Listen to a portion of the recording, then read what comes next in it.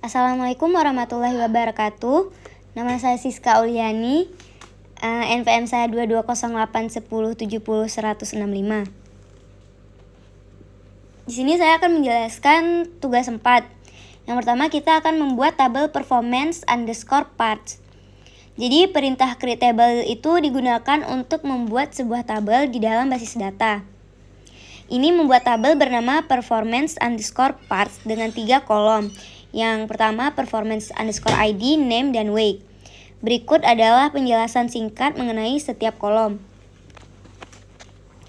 Performance underscore ID varchar ini adalah kolom pertama dalam tabel dan disebut performance underscore ID. Tipe data kolom ini adalah varchar yang merupakan tipe data yang digunakan untuk menyimpan teks atau karakter. Angka dalam tanda kurung 2 menunjukkan panjang maksimum data yang dapat disimpan dalam kolom ini, yaitu 2 karakter. Ini mengindikasikan bahwa kolom ini akan digunakan untuk menyimpan informasi mengenai identifikasi performa, seperti kode performa. Selanjutnya ada name varchar. Ini adalah kolom kedua dalam tabel dengan nama name. Seperti sebelumnya, ini juga merupakan kolom tipe data varchar yang digunakan untuk menyimpan teks atau karakter.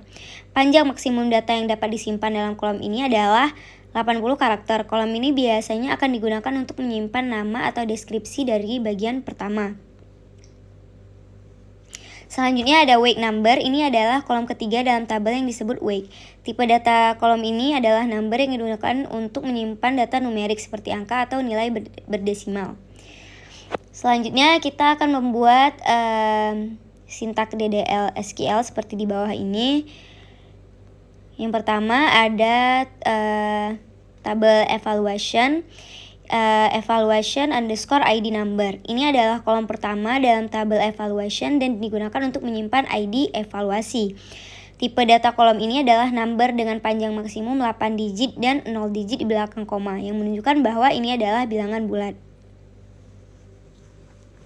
Selanjutnya ada employee underscore ID number. Ini adalah kolom kedua untuk menyimpan ID karyawan yang sedang dievaluasi.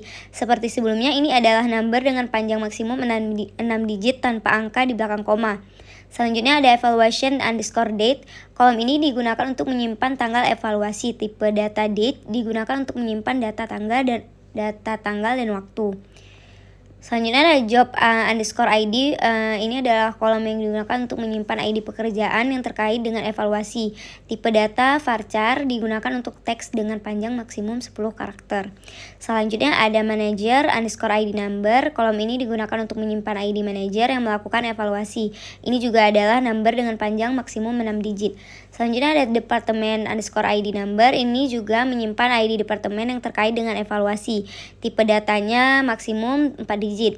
Selanjutnya ada total underscore number. Kolom ini digunakan untuk menyimpan total skor evaluasi dengan panjang maksimum 3 digit.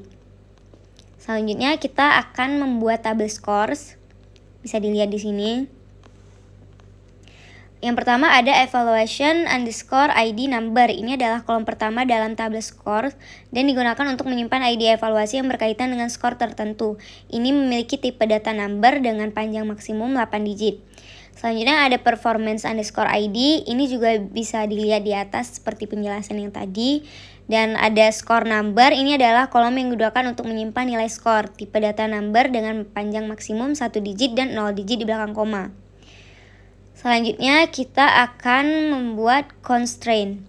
Constraint primary key ke kolom evaluation underscore ID dalam tabel evaluation yang akan memastikan bahwa setiap nilai dalam kolom tersebut adalah unik dan tidak boleh berisi nilai 0. Ini sering digunakan untuk memastikan bahwa setiap evaluasi dalam tabel memiliki identifikasi yang unik. Bisa dilihat di sini tabel. Untuk memasukkan data ke dalam tabel, setelah Anda menambahkan constraint foreign key, Anda dapat menggunakan perintah SQL insert into. Berikut adalah cara untuk memasukkan data ke dalam tabel evaluation setelah Anda menambahkan constraint foreign key eval underscore emp underscore id underscore fk yang merujuk ke tabel employee. Selanjutnya kita akan memasukkan data ke dalam tabel. Pernyataan ini memasukkan satu baris data ke dalam tabel performance underscore path, data tersebut memiliki nilai performance underscore ID yang setara dengan WM name yang setara dengan workload manajemen dan wake yang setara dengan 0,2. Ini adalah contoh awal dari pernyataan insert into yang memasukkan data yang mewakili kategori kinerja. Dengan melakukan serangkaian pernyataan insert into ini Anda telah memasukkan beberapa kategori kinerja ke dalam tabel performance underscore parts dalam skema HR. Setiap baris mewakili satu kategori kinerja dengan nilai yang berbeda. Selanjutnya kita akan membuat indeks. Dengan menjalankan pernyataan ini, Anda akan membuat indeks eval underscore job underscore ex pada kolom jobs underscore ID dalam tabel evaluation yang akan membantu meningkatkan kinerja pencarian atau pemfilteran data berdasarkan kolom job ID. Drop index eval underscore job underscore ex digunakan untuk menghapus indeks yang ada di basis data.